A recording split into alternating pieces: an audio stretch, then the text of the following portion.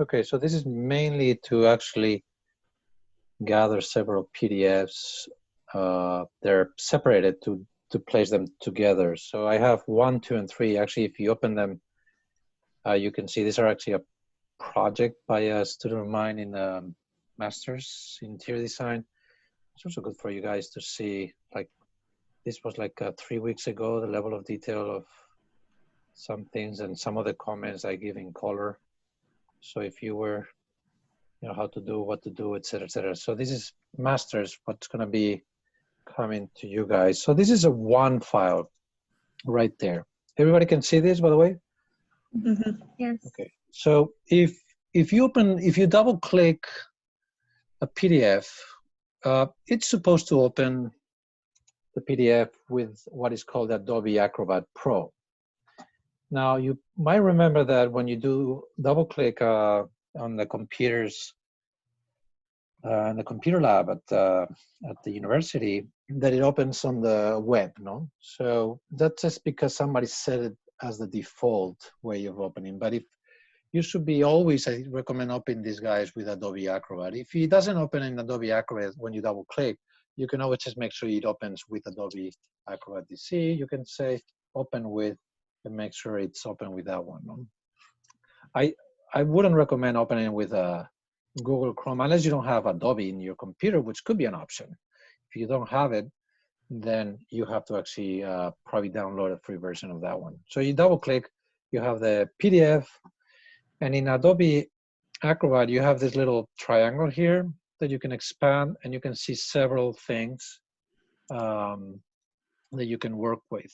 The same way as you can actually give comments. If you go to Comments tab, you can start, you know, drawing things around and then writing text and so on. But this is not the discussion we have, and it's more about this option. So again, click on the triangle, click on the pages, and here you're going to see all of the pages of your PDF. So if it was a book, for example, you will have like 123 pages of your book, one by one, and you can click the arrows to go to the next and next and next. In this case, there's only one, and it's this panel that the student gave me. So how do we actually place more pages into one PDF? You can actually go back to this page, so you can actually see, I'm just doing it small so you can see that. So you can see the other PDFs that you want to bring in, and you just literally drag the PDF you want underneath or behind the page you want it to be, okay? Again, for that, you need to expand this page and then this page and then drag. So you need to have the other window on top and drag it whatever you want it to be, okay?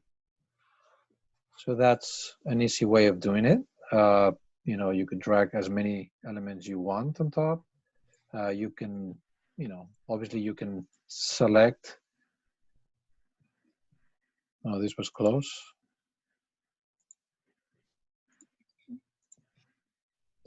You can also right click and you have many options. You can insert from file, and that will be another way of selecting the file and it will be inserted.